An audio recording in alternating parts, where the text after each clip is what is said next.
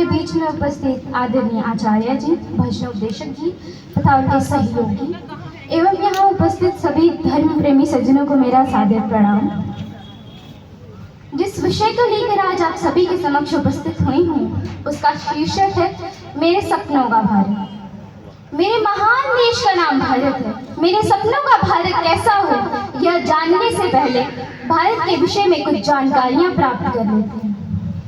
भारत का शाब्दिक अर्थ है जहाँ सूर्य की आभा हो। भाग का अर्थ है सूर्य का प्रतीक और रथ का अर्थ है रमा हुआ। जिस देश में सूर्य जितना प्रकाश हो, तेज हो, वह भारत है और उस भारत के हम नागरिक हैं। हालांकि इसका नाम दुष्यंत और शकुंतला के पुत्र राजा भरत के नाम से प्रेरित होकर पड़ा। मेरे सपनों का भारत वह भारत है जब आचार्य चाणक्य ने धनानंद जैसे क्रूर शासक को परास्त कर स्वच्छंद शासन की नींव रखी। मेरे सपनों का भारत वह भारत है जब कश्मीर से कन्याकुमारी तक वैदिक पद्धति हुआ करती थी। मेरे सपनों का भारत वह भारत है जब चीन के फाहियान और जर्मनी के मैक्स मूल जैसे विद्वान भारत आकर दर्शन, शास्त्र और वेदों का अध्ययन किया करते थे। महोदय, हम मारना भी जानते हैं और बचाना भी। हमने दुश्मनों के लिए फाइटर जेट्स बनाई, संगीन बनाई और वहीं जब जिंदगी की सांस टूटने लगी तो हम ही ने वैक्सीन बनाई और लिख दिया उस वैक्सीन पर सर्वे संतु निरामया, यानी ईश्वर सिर्फ हम पर ही नहीं हर किसी पर, सब पर करे दया। अयम निजा प्लवेति जड़ना लघु जयत साम उदार चित्रांतु वसुधैव कुटुंबकम। अर्थात यह मेरा है और यह तुम्हारा। ऐसा भेद केवल भगीरथ चित्त वाले लोग ही करते हैं। उदारी चित्त वाले लोगों के लिए तो पूरा विश्व भी उनका परिवार है। महोदय, मुझे बहुत गर्व महसूस होता है जब इसरो के वैज्ञानिक चंद्रमा के दक्षिण छोर में अपना चंद्रयान उतारते हैं और वहीं दूसरी ओर देश का नमक खाकर कुछ नमक हराम लोग देश के साथ गद्दारी करके देश को अवैध तरीके से नशे की सामग्री और हथियार पहुंचाते हैं। इस कारण हमारी युवा शक्ति का खात्मा हो रहा है।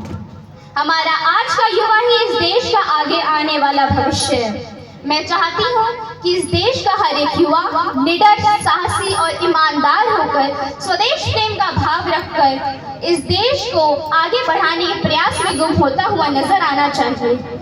और दूसरी ओर स्वदेश प्रेम का भाव तो छोड़ो, यह एक ऐसे प्रेम जाल में फंस चुके हैं जहाँ पे 4x4 इंच की छोटी सी स्क्रीन पर अपनी उंगलियों की दर्शना मात्र से अपनी भावनाओं की इमोजी भेज रहा है। 4 बोतल वोडका काम मेरा रोज ने इस देश का भविष्य खराब कर दिया है, भविष्य तबाह करके रख दिया है। आदरणीय, हमें छोटी छोटी कोशिशें करनी होगी क्योंकि ऐसे तो मेरा सपना पूर्ण नहीं होगा। यहाँ बैठे सभी धर्म प्रेमी सज्जनों से मेरा अनुरोध है कि वो मेरी इस बात पर गौर करें कि बलिदानियों की उस गाथा में बलिदानियों का तुम एक और पन्ना जोड़ दो। बलिदानियों की उस गाथा में तुम बलिदानियों का एक और पन्ना जोड़ दो। या तो समर्पित कर दो प्राण देश को, या तो देश की ही बातें करना छोड़ दो। या तो समर्पित कर दो प्राण देश को, या तो देश की ही बातें करना छोड़ दो। अरे, यदि चिट्ठियां पढ़ते प्रेम की हमारे क्रांतिकारी तो अपने जिगर में देश को कोई बोता नहीं, और हुस्न में ही यदि डूबे रहते भक्त शेखर तो धरा पर मर मिटने वाला मिलता लाल एक लौता नहीं। राणा शिवाजी यदि खेलते रूप रंगों के खिलौनों से तो इस देश का ये अस्तित्व होता नहीं। महोदय, आज की श्रृंखला की सबसे कड़वी बात कहने जा रही हूँ और मुझे पता है कि इस वक्त मैं कहाँ खड़ी हूँ। मुझे तो इस देश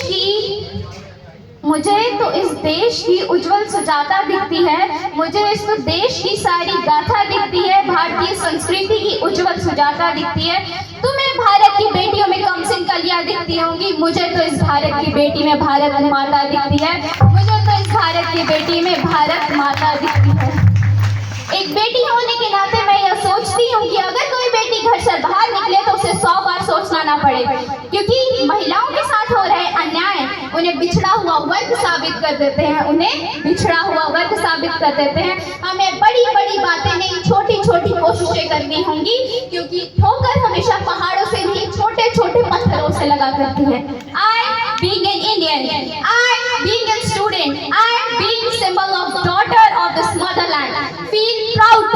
इंडियन, इस मंच पर पूरी जिम्मेदारी के साथ इस भारत की बेटी होने के नाते मैं यह कहना चाहूंगी कि मेरा भारत अमर रहे। मेरा भारत अमर रहे। बोलो मेरा भारत मेरा भारत अमर रहे।